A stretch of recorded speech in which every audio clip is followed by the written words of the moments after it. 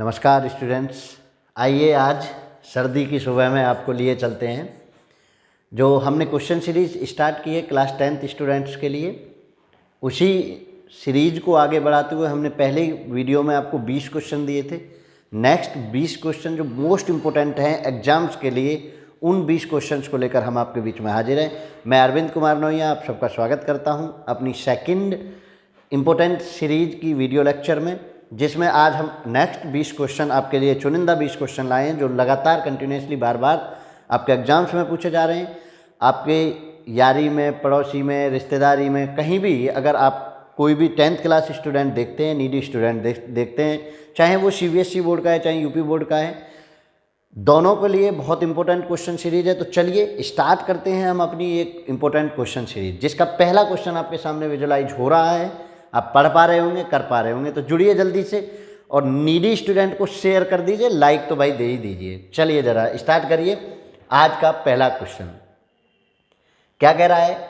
यदि समांतर श्रेणी का सामान्य पद 6 - 4n है तो इसका सार्वंतर कितना होगा? If the general term of n AP is 6 - 4n then it's common difference. Common difference बेटा आपको चाहिए, तो आपको जनरल टर्म दे रखा है TN। क्या दे रखा है बेटा? आपको जनरल टर्म TN दे रखा है। तो TN इक्वल टू होता है, अच्छा थोड़ी एक सेटिंग कर लेते हैं बेटा, ये वरना कुछ से कुछ बनाएगा, ठीक है ना। थोड़ा सा 1 सेकंड का झलझोल होगा, 1 सेकंड, ड्राइंग को हटा देते हैं। अब चलिए, ठीक है। तो TN जो इन्होंने दे रखा है, कितना दे रखा है? 6 - 4n। और कॉमन डिफरेंस के लिए आपको कितने टर्म की ज़रूरत होती है? 2 टर्म्स की। यानी आप पहली बार में T1 निकाल लीजिए, तो n की जगह मैं क्या रख दूँ? 1 रख दूँ, तो 4 × 1, तो 6 - 4 इक्वल टू मुझे मिला T2। 6 में से 4 गए माइनस हुआ तो कितना हुआ? अब मैं T2 निकाल दूँ, सेकेंड टर्म निकाल दूँ, तो 6 - 4 n की जगह मैं क्या पुट करूँगा?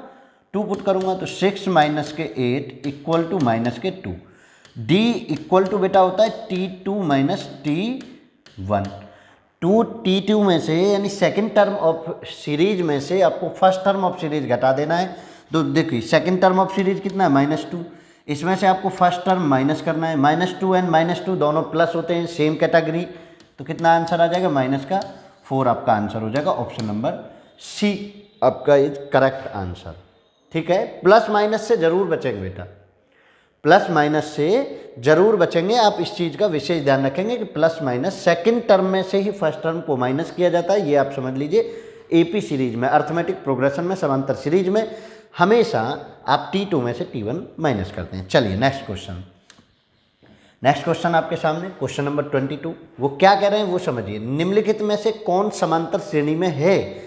AP में कौन है ये आपको बताना है। तो AP की तो एक ही पहचान कि भाई D एक जैसा होना चाहिए। D क्या होना चाहिए? समान होना चाहिए। D को हम क्या कहते हैं? Common difference.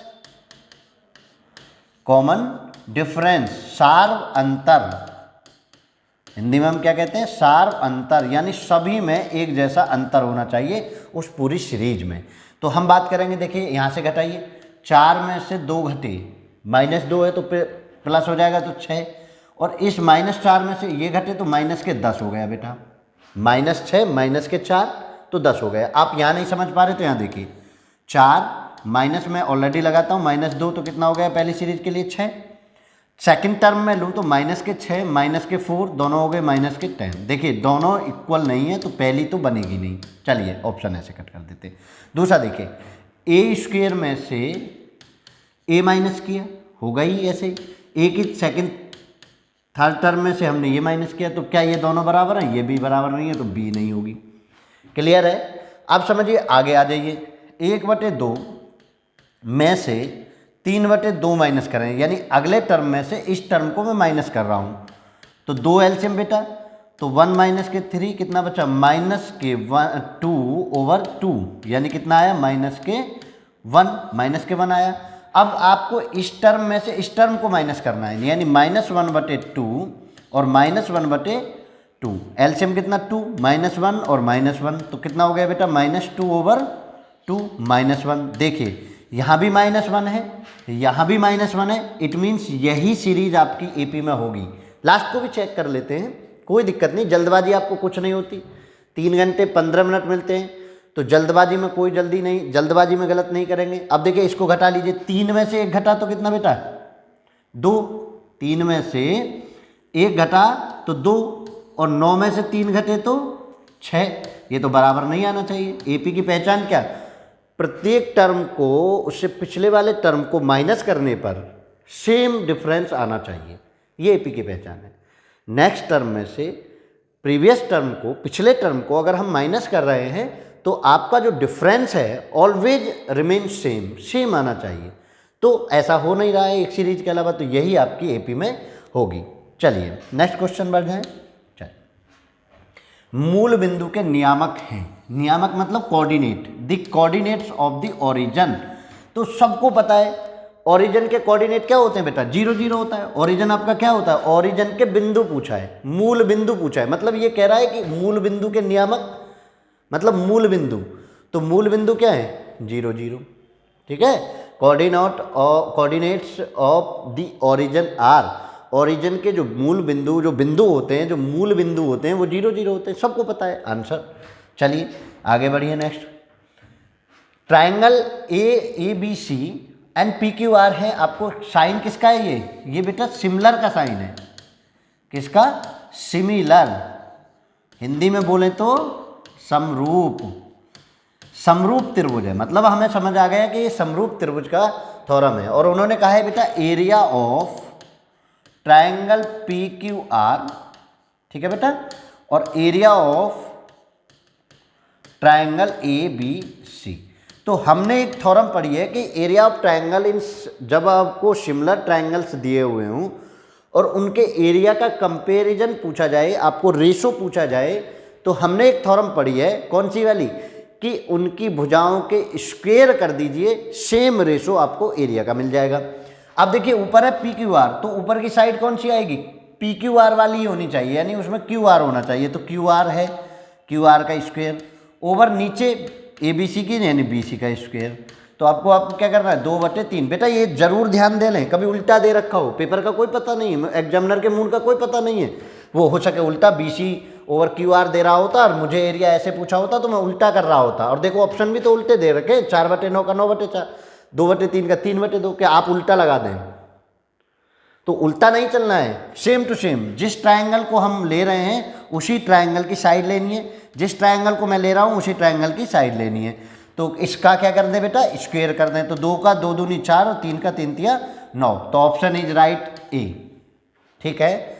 सिमिलर ट्रायंगल का, समरूप त्रिभुज का बहुत छोटा सा एग्जाम्पल है जिसमें आप कंटिन्यूसली ऐसे क्वेश्चंस को पढ़ते हैं। हर बच्चे को पढ़ना चाहिए, बस क्या करना है वो स्क्वायर करना है। आपको ये रामायण नहीं लिखनी है, आपको इतना कुछ नहीं लिखना है, आपको क्या करना है, देखा स्क्वायर किया टिक किया आंसर।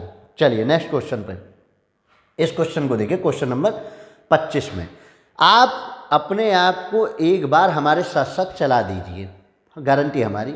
हमने बताया MCQ series, 2 number question series, 4 number question series, 6 number question series आपके बीच में लेकर हाजिर होंगे एग्जाम से जस्ट पहले। तो बस आप एक बार तैयारी साथ के साथ करते रहिए। दी गई आकृति में एक्स का मान चाहिए बेटा, एक्स का मान है मुझे यहाँ, ध्यान देने की बात है कि मुझे एक्स चाहिए यहाँ। अगर मैं ये प्राप्त कर लूँ तो एक्स अपने आप आ जाएगा, ऑटोमेटिकली आ जाएगा।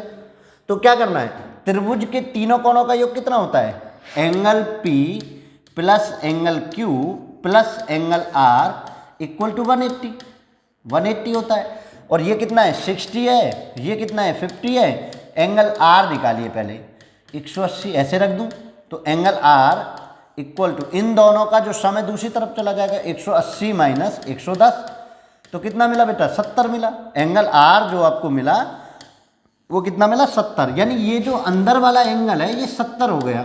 अब देखिए आपको कभी याद आया बचपन में ऐसे पढ़ते थे तो इसके बराबर ये होता था और इसके बराबर ये होता था, सेम कंडीशन तो बननी है। 70 के सामने है शीर्षा अभिमुख कोण, शीर्षा अभिमुख कोण पढ़ा है ना, शीर्षा अभिमुख कोण तो शीर्षा अभिमुख कोण पढ़िए। तो अब देखिए 70 इधर है तो इधर भी ये कैंसिल होगा, 70 ही होगा, आंसर इज सी, सेम है कोई दिक्कत नहीं। बिल्कुल भी हेजिटेट नहीं होना है आपको, बस कंसेप्शनली जानना है। बताइए इसमें क्या दिक्कत है? आमने सामने के कोण बराबर होते हैं, ऐसे ऐसे त्रिभुज त्रिभुज बना के, हैं ट्रायंगल, दो लाइन जब एक दूसरे को कट करती है तो शीर्षाभिमुख कोण बनते हैं। बिंदुओं, अब देखिए बिंदुओं R0 SR06 S80 को मिलाने वाली रेखाखंड के मध्य बिंदु के नियामक हैं। कोऑर्डिनेट, नियामक का मतलब क्या है? कोऑर्डिनेट चाहिए बेटा आपको मध्य बिंदु के। तो मध्य बिंदु जो आप निकालते हैं, तो मध्य बिंदु के लिए आपने पढ़ा होगा बेटा, मध्य बिंदु x equal to x1 plus x2 divided by 2 और y इक्वल टू आप पढ़ते हैं y1 plus y2 divided by 2। तो रखिए जरा x के लिए x1 और x2, x1 y1 x2 y2, x1 और x2 0 प्लस 8 डिवाइडेड बाई 2, तो 8/2 इक्वल टू 4।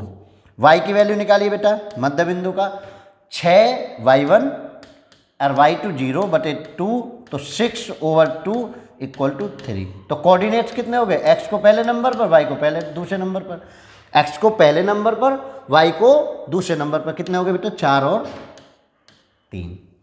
बताइए कहाँ दिक्कत है? और मैं कहता हूँ आप एक बार चलना तो शुरू करिए, एक बार चलना स्टार्ट कर देंगे तो आपको बहुत आसानी होगी इन क्वेश्चंस को करने में। चलिए 26 से आगे मैं बढ़ जाता हूँ क्वेश्चन नंबर 27 पर। देखिए जरा, बिंदुओं 4, 6 और 8, 2 के बीच की दूरी चाहिए। 4 और 6 और 8 और 2 इनके बीच की दूरी, तो x1 y1 x2 y2। d equal to जो मैं पढ़ता हूँ बेटा, d इक्वल टू जो पढ़ता हूँ, d equal to under root x2 minus x1 का square plus y2 minus y1 का स्क्वायर। ये मैं फॉर्मूला पढ़ता हूँ। घटा दीजिए, पिछले में से ये घटाना है, पहले नंबर से पहले नंबर, तो 8 माइनस के 4 स्क्वायर घटा दिया, प्लस इसमें से इसको घटाना है, ठीक है, 2 माइनस के 6 स्क्वायर। कितना बचा बेटा? 4 का स्क्वायर तो यहाँ से बचा, और प्लस माइनस का 4 का स्क्वायर यहाँ से बचा। कर दीजिए, 4 चौक 16 और 4 चौक 16। भाई प्लस माइनस का स्क्वायर करेंगे तो भी प्लस आएगा, तो कितना हो जाएगा? दोनों को जोड़ा तो 32, और 32 को मैं कैसे लिख सकता हूँ बेटा? 16 गुणा 2, तो 16 का तो 4 बाहर हो जाएगा, अंडर रूट 2 अंदर रह जाएगा। इतने यूनिट आएगा, 4/2। कौन सा option? A option is correct. बिल्कुल भी हेजिटेट नहीं होना है आपको, आपको कंसेप्शनली मजबूत बना दूंगा, आप बस साथ के साथ चलते रहिए। देखिए जरा 28वें क्वेश्चन को देखो, उन्होंने कहा sine square theta plus cos square theta equal to क्या होगा? देखो सेम सेम है, अगर ये सेम सेम नहीं होता तो मैं कैसे भी वैल्यू पुट करता, लेकिन जब मुझे पता है कि sine square theta plus cos square theta equal to 1 होता है, और थीटा यहाँ कितना दे रखा है? 60, कुछ भी दे रखा होता तो मैं तो यही कर देता। तो sine square 60 plus cos square 60 equal to मैं क्या लिखूंगा? 1। तो आपका ऑप्शन कौन सा हो गया? 1। ऐसे ना करके आप वैल्यू ऐड कर लीजिए। साइन 60 की वैल्यू आपको पता है कितनी बेटा? रख दीजिए value, under root 3/2 square plus cos 60 की 1/2 का स्क्वायर, इसका 3/4 और इसका 1/4, एफ एलसीएम 4, 3 प्लस के 1, तो 4/4 1। आप चाहे ऐसे करिए इस थ्योरम का यूज करके, चाहे आप ऐसे करिए इसका यूज करके, दोनों तरीके से ही आपको आंसर क्या मिल रहा है? 1 मिल रहा है। तो बिल्कुल भी नहीं, पेपर में ये जरूरी नहीं है कि ऑप्शन से करते समय आप किससे जा रहे हैं। और देखिए अगर ये डेस्क्रिप्टिव भी दिया होता तो मैं इससे भी करता तो भी सही माना जाता, इससे करता तो भी सही माना जाता। आप टेंशन नहीं लेंगे कि नहीं जी मेरा तो गलत नहीं है, दूसरे ने तो ऐसे कर दिया है, दूसरा अपने तरीके से कर रहा है, दूसरा अपने तरीके से कर रहे हो। चलिए क्वेश्चन नंबर 29 पर आइए। यदि रेखिक समीकरणों का युग्म संगत हो तो रेखाएं होंगी हमेशा समपाती, समांतर, हमेशा प्रतिच्छेद, प्रतिच्छेदी या समपाती। If a pair of linear equation is consistent then the lines will be. देखिए मैं आपको दो चीज़ें बता देता हूँ, यहाँ ग्राफ से भी बता देता हूँ, विदाउट ग्राफ भी बता देता हूँ। कंसिस्टेंट मतलब संगत, हिंदी में भी साथ के साथ पढ़िए, इंग्लिश वाले भी। संगत में दो कंडीशन बनती हैं बेटा, संगत में दो कंडीशन बनती हैं। अगर आपको हल की बात करूं, हल निकालना हो उसकी तरीके से मैं बात करूं, देखिए कैसे कंडीशंस बनती हैं वो समझने वाली बात है। एक तो अद्वितीय हल होगा, अद्वितीय हल, अद्वितीय हल होगा यानी यूनिक सॉल्यूशन होगा बेटा, इंग्लिश वाले भी समझ लीजिए, यूनिक सॉल्यूशन होगा, ठीक है। और दूसरा जो है अनेक हल होंगे, अनेक हल होंगे, मैनी सॉल्यूशन। ये दो कंडीशन आपको क्या बनाती है, कंसिस्टेंट बनाती है। इनकंसिस्टेंट में, इनकंसिस्टेंट मतलब असंगत में बेटा आपको एक ही कंडीशन बनती है, कोई हल नहीं वाली, कोई हल नहीं, नो सॉल्यूशन। तो नो सॉल्यूशन बना, ये तो आपको बना इक्वेशन की ग्राफिकल उसको कंडीशन पर। ग्राफ अगर बनता है अद्वितीय हल में बनता है इंटरसेक्टिंग। देखिए इसमें जो लाइन है वो इंटरसेक्ट करती हैं, इंटरसेक्टिंग लाइंस, और यूनिक हल में। और इसमें जो होती है वो कॉनिसाइड बना देती हैं, कॉन्सिडेंट, कॉनिसाइड लाइन बना देती हैं, कॉन्सिडेंट होता है। अब इसमें जो होता है, इसमें होता है पैरेलल, इसमें होता है बेटा पैरेलल लाइंस बनती हैं। तो अब एक बात बताइए, उन्होंने कहा कि कंसिस्टेंट है आपका, कंसिस्टेंट है। अब वो पहचानने के लिए और भी बहुत तरीके हैं, लेकिन सीधा सीधा उन्होंने पूछा कंसिस्टेंट है, तो कंसिस्टेंट में ऑलवेज कॉन्सिडेंट होंगी, ऐसा नहीं हो सकता, ऑलवेज इंटरसेक्टिंग होंगी, ऐसा नहीं हो सकता। तो क्या होगा, दोनों होंगी, या तो इंटरसेक्टिंग हो जाए या कॉन्सिडेंट हो जाए। तो कौन सा हो जाएगा, या तो प्रतिच्छेदी हो जाए या संपाती हो जाए। ठीक है, समझ आया। प्रतिच्छेदी यानी हिंदी में भी लिख लीजिए, इसको प्रतिच्छेदी होना चाहिए, और इसको हम कहते हैं संपाती, ठीक है, और इसको हम कहते हैं बेटा समांतर। तो आप समझ लीजिए समांतर की कंडीशन में वो असंगत होगी, बाकी दोनों कंडीशनों में वो क्या होगी, संगत होगी। और हमेशा संगत का बात कहा है, हमेशा संपाती होगी, नहीं ऐसा नहीं हो सकता। युग्म संगत हो तो ऐसा भी तो हो सकता है कि प्रतिच्छेदी हो, हमेशा प्रतिच्छेदी होगी तो हमेशा ऐसे नहीं हो सकता। भाई संपाती है तब भी तो वो संगत ही है। तो इस चीज़ का आप विशेष ध्यान रखेंगे कि इस पर क्वेश्चन मोस्ट पूछा ही जाता है, मोस्ट IMP। यहाँ से क्वेश्चन ऐसे ग्राफ से पूछ ले कि ग्राफ पर हल बताइए, ग्राफ का ये रहा, विदाउट ग्राफ ये रहा। और कंपेयर पर भी मैंने आपको बताया, यूनिक हल के लिए आप A1/A2 does not equal to B1/B2 लिखते हैं बेटा।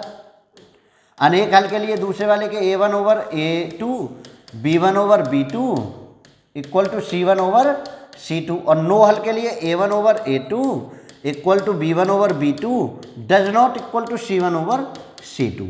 तो ये तीन कंडीशन है, तीन कंडीशनों को पढ़ना है आपको, बस काम खत्म करना है। ग्राफ पर ऐसा मिलेगा, बिना ग्राफ ऐसे मिलेगा, कंपेयर इक्वेशन से करके ऐसा मिलेगा, काम खत्म। चलिए आगे बढ़ो, 30वें क्वेश्चन पे बढ़ते हैं। बिल्कुल भी आप हेजिटेट मत हो, बिल्कुल एक बार पढ़ना स्टार्ट करिए। मैं आपको 200 से 300 क्वेश्चंस का पूल बना दूंगा, वो ऐसा पूल होगा कि जिसमें से पेपर में आना ही आना है। देखो बिंदु इतने के पाद में स्थित है, ठीक है ना, quadrant, in which quadrant does point the लाई, -6 और -5। देखिए मैं आपको क्वाड्रेंट बना के बेटा बता देता हूँ, फर्स्ट, सेकंड, थर्ड, फोर्थ। सब बच्चे जानते हैं फिर भी गलती कर देते हैं। इसमें प्लस प्लस, एक्स और वाई कैसे होने चाहिए, प्लस प्लस। इसमें देखिए एक्स माइनस होगा, वाई प्लस होगा। इसमें एक्स और वाई दोनों माइनस होंगे, इसमें एक्स प्लस होगा और वाई माइनस होगा। अब आपके जो क्वाड्रेंट हैं, आपका जो पॉइंट है, एक माइनस और दूसरा माइनस, बना के नहीं देखेंगे, या तो प्लॉटिंग कर दीजिए, आप प्लॉटिंग करके पहचान लिए कौन से क्वाड्रेंट में, नहीं तो आप साइन से भी बता सकते हैं। माइनस माइनस है, माइनस माइनस किस में आता है बेटा, थर्ड में। कौन से में, तृतीय में। बिल्कुल भी सिंपल तरीका ये है कि आप एफर्ट एक्स्ट्रा क्यों लगाएं, जब आपका काम साइन से हो रहा है तो प्लॉटिंग करने ना जाएं। आप चाहते हैं प्लॉटिंग करना चाहते हैं तो भैया प्लॉटिंग कर लीजिए, बना बना के देख लीजिए कहाँ आएगा, ठीक है ना। लेकिन साइन से ये बताया जा सकता है कि वो किस क्वाड्रेंट में लाई करता है, ठीक है। चलिए 31वें क्वेश्चन की ओर बढ़ते हैं। बिल्कुल आराम से पढ़िए, नीडी स्टूडेंट्स को आप शेयर कर दीजिए, बिल्कुल बेधड़क करके कर दीजिए शेयर, और कह दीजिए कि आप हमारे साथ आइए, आपको 95+ एग्जाम बूस्टर दे रहा हूँ बेटा। अगर आपने सही मेहनत की तो 95% से भी ज़्यादा मार्क्स यहाँ से आएंगे, 100% भी आ सकते हैं अगर आप थोड़ा सा एफर्ट लगाएंगे। चलिए त्रिभुज पी क्यू आर भुजा क्यू आर को बिंदु एस तक इस प्रकार बढ़ाया गया है कि पी आर एस 120 हो। त्रिभुज पी क्यू आर, इसको क्यू आर को एस तक बढ़ाया गया है और पी आर एस बेटा 120 हो गया है। और क्यू पी आर ये जो है क्यू पी आर 63 डिग्री दे रखा है। ठीक है, अब वो पूछ रहे हैं पी क्यू आर। देखिए ये एंगल आपको पूछा जा रहा है। तो एक तो ट्रायंगल की एक प्रॉपर्टी ये है कि आप लाइन की प्रॉपर्टी लगा के ये निकाल लीजिए, ये निकाल के आप ट्रायंगल लगा दीजिए। दूसरी प्रॉपर्टी ये है एक्सटर्नल एंगल ऑफ ट्रायंगल की एक प्रॉपर्टी है, मैं वो आपको बता देता हूँ। Angle P plus angle Q equal to angle PRS। ठीक है ना, बाह्य एंगल R, ऐसे भी लिख सकते हैं, बाह्य एंगल R। ठीक है, दो उसके अपोजिट जो एंगल होते हैं उनके दोनों के सम बाह्य एंगल के सम इक्वल होते हैं। ठीक है, तो आर से इन दोनों का आप देखिए ये 63 दे रखा है बेटा, ये हमें निकालना है और बाह्य एंगल कितना दे रखा है 120। तो एंगल क्यू इक्वल टू कितना दे रखा है 120 माइनस 63, तो कितना हो जाएगा 57 डिग्री हो जाएगा जहाँ तक मैं समझता हूँ। ठीक है, तो 57 डिग्री हो गया। 10 में से 3 घटे 7 और 11 में 6 घटे 5, 57 डिग्री आपका आंसर आ गया। B option is correct. तो ये आप एक एंगल सम प्रॉपर्टी जो है बाह्य कोण के लिए एक्सटर्नल एंगल सम प्रॉपर्टी आप ये समझ लीजिए। कोई भी आप एंगल ले लीजिए, ऐसे नहीं कि नहीं जी मैंने ये ही लिया है, आप ऐसे बढ़ा दीजिए पी क्यू आर और इधर ऐसे ले लीजिए तो ये एंगल और ये एंगल मिल जाएगा। यानी जो एंगल के जिस पर बाह्य एंगल बना है उसे छोड़कर बाकी के जो एंगल होंगे, बाकी के जो दो एंगल होंगे उनके सम के बराबर होता है ये। इतनी सी बात समझनी है। यानी जिस एंगल पर बाह्य एंगल बना है उस एंगल को छोड़कर बाकी के जो दो एंगल बनेंगे उन दोनों के सम के बराबर होता है। ठीक है, आ गया समझ में। चलिए क्वेश्चन नंबर 32, ये देखिए, यदि किसी त्रिभुज के कोण का समद्विभाजक विपरीत भुजा के को समद्विभाजित करता है तो त्रिभुज होगा। देखिए वो कह रहे हैं यदि किसी त्रिभुज का कोण समद्विभाजक मैंने ये बता दिया, कोण समद्विभाजक, तो कोण समद्विभाजक है तो समझिए आप जरा, तो इसका जो कोण समद्विभाजक है वो तो ऐसा है कि ये इसको बराबर बराबर भागों में बांटता है। तो अब आपको ये बताना है कि ऐसा त्रिभुज क्या होगा, तो ज़्यादा नहीं, थॉर्टिकल है, समद्विबाहु त्रिभुज होगा। प्रूफ भी मैं कर सकता हूँ सर्वांग सम बना के। ठीक है, सर्वांग सम बना के देख लीजिए, सर्वांग सम में ये समद्विबाहु त्रिभुज हो जाएगा। ठीक है, तो समद्विबाहु के लिए ये सही होता है। आइसोस्केलिस ट्रायंगल की ये प्रॉपर्टी है, आप इसको याद कर लीजिए। थॉर्टिकल क्वेश्चन है, इसमें ज़्यादा कुछ हम नहीं करेंगे।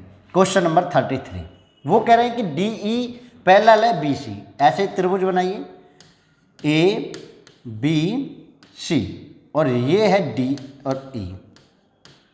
क्लियर है, कोई दिक्कत?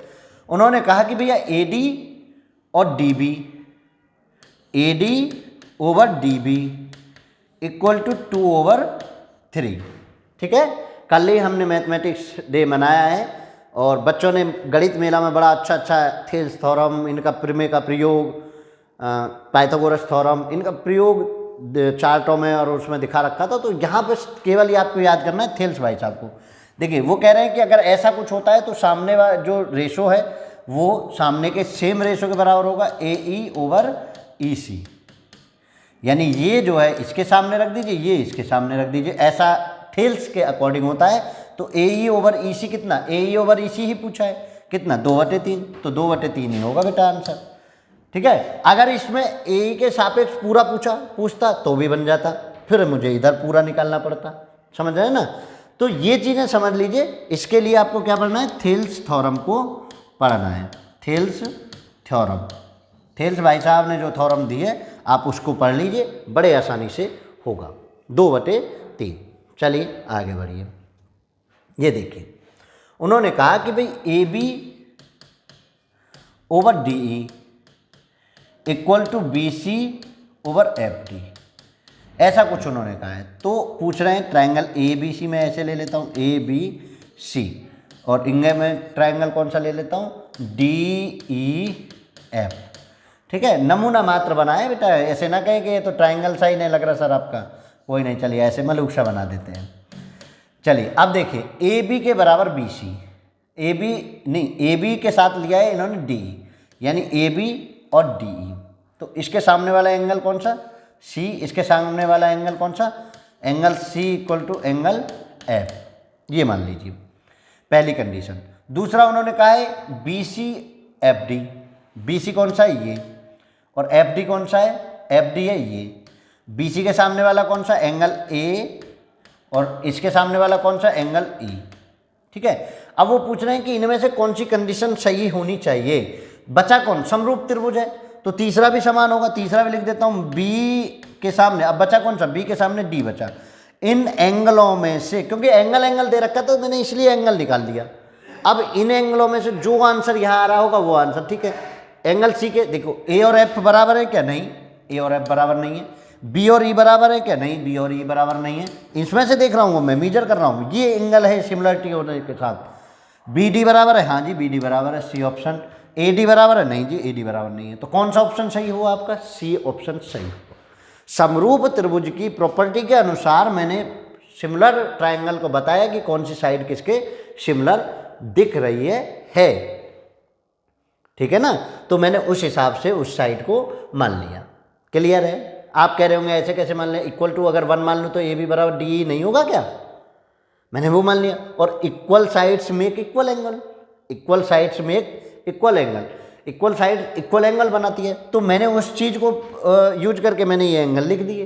तो आप देख लीजिए जो सा बना, बी और डी बना है तो ठीक है। अगर ये दोनों भी बेटा ऑप्शन में होते तो ये भी करेक्ट होते, ये दोनों अगर ऑप्शन में होते तो ये भी करेक्ट होते। इसलिए आप पूरा पढ़िए, जितने की जरूरत है उससे ज़्यादा पढ़ के चलिए, आप आपको कोई दिक्कत होने वाली नहीं है। चलिए क्वेश्चन नंबर आगे बढ़ते हैं बेटा। ये देखिए 35, आज की सीरीज में हम क्वेश्चन नंबर 40 तक आपको कराएंगे, तो कोई घबराहट नहीं, ठीक है। चलिए 35वां बताइए, दी गई आकृति पी क्यू ओ केंद्र वाले वृत्त की स्पर्श रेखा है ओ क्यू। बेटा ये ओ क्यू दे रखा है 3, पी क्यू, पी और क्यू ये 4। अब पूछ रहे हैं पी ओ। देखिए आपने एक चीज पढ़ी होगी कि जो टेंजेंट पॉइंट है, जो स्पर्श बिंदु है जहां वो स्पर्श करती है, वो सेंटर से जो रेडियस उस पर डाली जाती है वो 90 डिग्री का एंगल बनाती है। ये 90 डिग्री बना रही है, तो सामने वाला जो ये लाइन हुई ये हो गई हाइपोटेन्सिस। तो P O square equal to, Pythagoras लगा रहा हूँ मैं, O Q square plus P Q square. O Q कितना है 3, 3 का स्क्वायर, पी क्यू कितना है 4, 4 का स्क्वायर, 3 तिया 9 और 4 चौक 16। तो P O square equal to बेटा हो गया 25।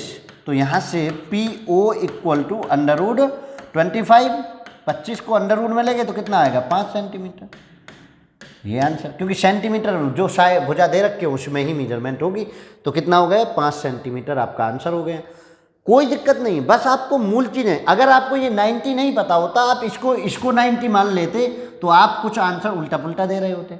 आपको ये पता होना चाहिए कि टेंजेंट पॉइंट्स पर, ठीक है, जहाँ टेंजेंट खिंची होती है, जो टचिंग पॉइंट है, जो टेंजेंट पॉइंट है, वहाँ आपकी रेडियस 90 डिग्री एंगल बनाती है।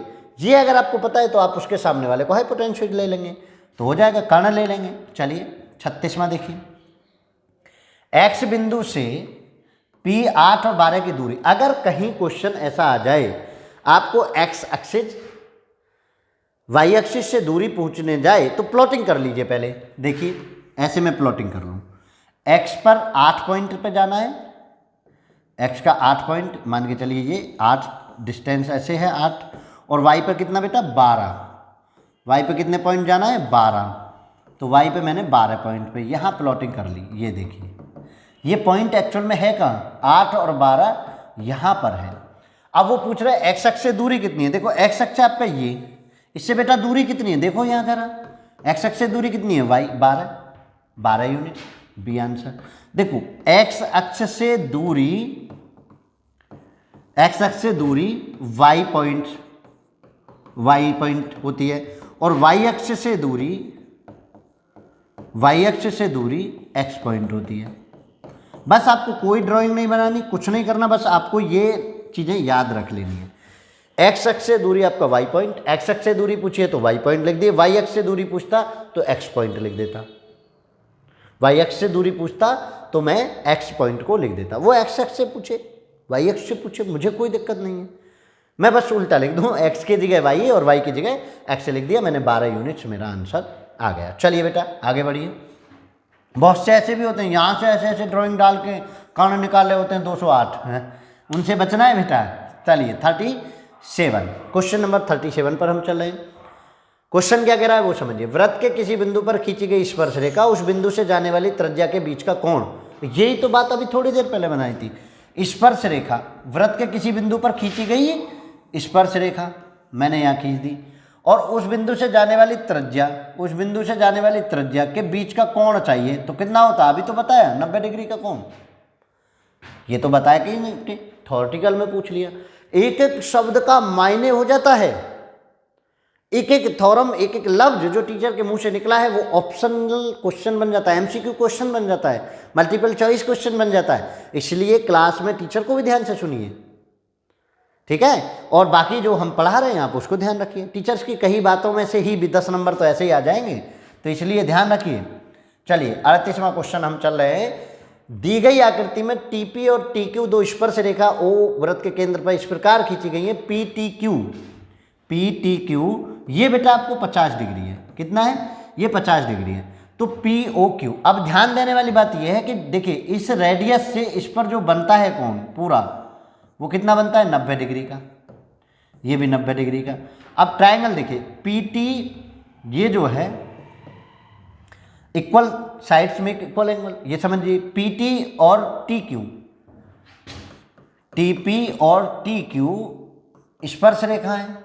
और कैसी स्पर्श रेखा है? एक ही बिंदु से खींची गई स्पर्श रेखा लंबाई में समान होती है, समान लंबाई की, ठीक है, समान लंबाई की, समान लंबाई की है। तो ये जो एंगल ये अंदर अंदर वाला बन रहा है इस त्रिभुज में, कौन से में? ट्रायंगल पीटीक्यू में, ट्रायंगल पीटीक्यू में जो ये एंगल है, एंगल कौन सा? ये दोनों बराबर होंगे। देखिए ये एंगल जो है, एंगल टी पी क्यू, ऐसे मैं एंगल पी लिख रहा हूँ केवल, angle P plus angle Q plus angle T equal to 180, ये दोनों बेटा बराबर हैं। तो angle P plus angle P मैं लिख दूंगा इक्वल टू टी की वैल्यू मैं माइनस कर दूंगा, टी की कितनी है? 50, तो कितना हो गया? 130। Two angle P equal to कितना हो गया? 130 माइनस 130 डिवाइडेड बाई 2 65। तो ये जो हो गया ये 65 हो गया। वैसे मैं डायरेक्ट भी अप्रोच बता दूंगा आपको, ऐसी कोई दिक्कत नहीं है। तो 65 हो गया, ये 65 हो गया। तो ये जो अंदर वाले ट्रायंगल में बना ये वाला एंगल जो है बेटा, ये और ये इधर वाला भी 65 हो गया। देखिए 90 टोटल है, 65 बाहर बाहर का है, तो ये अंदर अंदर वाला कितना बना? 90 में से घटा दीजिए 65 को, कितना बना? 5 और 8 में से ये 2, 25 डिग्री के। अब ध्यान देने वाली बात यह है कि ये एंगल भी आपका 25 बना और ये एंगल भी आपका 25 बना। समझ आ रहा है ना? देख लीजिए, समझ लीजिए। टोटल 90 था पिछली थ्योरम से, 37 क्वेश्चन नंबर से। 90 में से 65 के दोनों माइनस कर दिए, क्योंकि जो स्पर्श रेखाएं खींची जाती हैं वो दोनों स्पर्श रेखाएं समान होती है। समान स्पर्श रेखा समान कौन बनाएंगे? मैंने वो प्रॉपर्टी लगा के 65 निकाल लिया। 90 में से 65 घटा दीजिए, अंदर अंदर का आ जाएगा। अब अंदर वाले ट्रायंगल पर आप अप्लाई कर दीजिए। अंदर वाला ट्रायंगल कौन सा? पी ओ क्यू में, इस अंदर वाले ट्रायंगल में ये कितना? देखिए angle O plus angle P plus angle Q equal to कितना होगा बेटा? 180। दोनों 25 के 50 जाके घटेगा। एंगल ओ इक्वल टू 180 और 50 माइनस होगा। 50 क्यों होगा? क्योंकि 25 पी है आपका, 25 क्यू है। 50 घटा 0, 3 और 1, कितना आंसर? 130। ये देखिए ऑप्शन, ठीक है। बिल्कुल भी हेजिटेट होने की आवश्यकता नहीं है, ठीक। एक तो तरीका ये तो आपको ऐसे लग रहा है। चलिए दूसरा एक और तरीका बता देता हूं आपको। आप भी क्या कह रहे होंगे कि नहीं जी इतना बड़ा भैया हम कैसे करेंगे, हैं?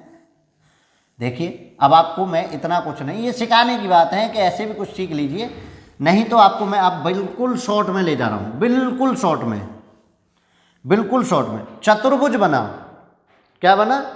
चतुर्भुज बना। चतुर्भुज बना तो अब आप ये समझ लीजिए कि देखिए चतुर्भुज कौन सा बना? P O Q T. और चतुर्भुज के चारों कोणों का योग कौन सा कितना होता है? मैं इस बीच की लाइन को इसको मानता नहीं हूं। सपोज दैट करिए कि ये लाइन नहीं दी हुई है, चतुर्भुज बन रहा है और ये मुझे पता है कि ये 90 है और ये 90 है, ये दो मुझे पता है, और ये 50 है। तो चतुर्भुज के चारों कोणों का योग P plus O plus Q plus T equal to 360 होता है या नहीं होता? एंगल P कितना 50, एंगल O मुझे बताना है, एंगल Q कितना 90, एंगल T कितना, अच्छा ये तो P तो 90 है, एंगल T 50 इक्वल टू 360। अब देखिए angle O equal to 360 minus 90 90 180 और ये 50 230, तो angle O equal to 130 degree. ठीक है, ऐसे भी अब आप कर लीजिए। अब कह रहे होंगे इतना क्यों घुमाया था पिछले में, अरे फिर भी बताना चाहिए आपको, ये विजुलाइज होना चाहिए कि TP और ये बराबर होते हैं, 90 से तो कर ही देंगे। आपको एक चीज़ और ना पता चल गई कि बाह्य बिंदु से खींची गई दोनों स्पर्श रेखाओं की लंबाइयाँ समान होती हैं। ये कहीं थ्योरम में पूछ लेगा, ये कहीं कहीं कल को ऑप्शन बन जाएगा, तो इसलिए हमने ऐसे बता दिया। तो चलिए 130 आपका आंसर आ चुका है। चलिए 39, क्वेश्चन नंबर 39 देखिए, बिल्कुल सिंपल, थीटा दिया हुआ है और थीटा की ही वैल्यू पूछ रहा है, और आपको क्या दिया हुआ है, देखिए ये बेस माना जाएगा, जिसमें थीटा दिया होता है ये बेस, ये परपेंडिकुलर और ये हाइपोटेन्यूज, ये तो क्लियर है ना। अब आपको चाहिए क्या क्या दिया है, P और H में रिलेशन चाहिए, तो साइन थीटा इक्वल टू लंब बटे कर्ण, लंब बटे कर्ण यानी P ओवर H। तो साइन थीटा तो हमें पता नहीं है बेटा, P की वैल्यू कितनी 3 और H की वैल्यू कितनी 6, इससे 1 टाइम इससे 2 टाइम, तो sine theta equal to, sine theta में 1/2 किसकी वैल्यू, साइन 30 की, साइन 30 की है ही ना, देख लेना भैया कैलकुलेशन आपकी अपनी, 1/2 साइन 30 की हो तो कह दो, नहीं हो तो कोई दिक्कत नहीं। तो थीटा इक्वल टू कितना हो गया 30, बताओ बस इसमें क्या था, लाल बटे कका का यूज था, लाल बटे कका, लंब बटे कर्ण, आधार बटे कर्ण, लंब बटे आधार, इसका यूज था। हमें कुछ ऐसा कुछ ज़्यादा यूज नहीं करना था जिसके कारण हमको प्रॉब्लम हो। चलिए थीटा हमने ऐसे बता दिया और कोई दिक्कत ही नहीं थी। लास्ट क्वेश्चन, आज की वीडियो का लास्ट क्वेश्चन आप पढ़ने जा रहे हैं और ध्यान से पढ़िए, और मैं कह रहा हूँ बार बार आप उन चीज़ों को रिपीट करिए, बार बार हमारे साथ चलिए, और आपको प्रत्येक वीडियो में हम 20 क्वेश्चन देंगे, 2 नंबर की क्वेश्चन सीरीज, 4 नंबर की क्वेश्चन सीरीज, 6 नंबर की क्वेश्चन सीरीज भी आपको जल्दी ही दे देंगे, आप परेशान ना हो। पेपर से पहले कंप्लीट बूस्टर देंगे एग्जाम का, ऐसे नहीं। देखिए जरा tan a इक्वल टू 3/4, एक तो कौ से पूछ रहा है तो सेक वाली थ्योरम चले जाइए, नहीं तो आप ऐसे बना लीजिए, अभी बताया ना लाल बटे कका से, लाल बटे कका, तो लंब बटे आधार होगा, लंब कितना 3, आधार कितना 4, पाइथागोरस लगा दो, h² इक्वल टू √4 का स्क्वायर प्लस 3 का स्क्वायर, 4 चौक 16, 3 3 9 25, ठीक है, h बराबर खाली अंडर लगा रहे हैं ना उधर, h बराबर 5, तो h बराबर कितना आ गया 5। अब आपको क्या चाहिए, कौ से बराबर क्या है, आधार बटे कर्ण, आधार कितना है बेटा 4, कर्ण कितना है 5, 4/5, आधार बटे कर्ण, आधार कितना है 4, कर्ण कितना है 5, लगा दिए मैंने 4/5, तो कौन सा ऑप्शन हो गया, B option is right option. तो चलिए आज आपकी क्लास में 40 क्वेश्चन हमने किए, नेक्स्ट क्लास में हम फिर मिलेंगे आपको नेक्स्ट 40 क्वेश्चन के साथ। आप तब तक अपनी तैयारी को कंटिन्यूसली रखिए, इन 20 क्वेश्चन को पढ़िए, इन पर आप कॉपी पेन उठा के नोट्स बना लीजिए, जो थॉर्टिकल चीज़ें हम बता रहे हैं, जो चीज़ें हम आपको बता रहे हैं, करा रहे हैं, आप उनको कंटिन्यूसली करते रहिए। चलिए आज की क्लास में इतना ही, आपका दिन शुभ हो। जय हिंद, जय भारत।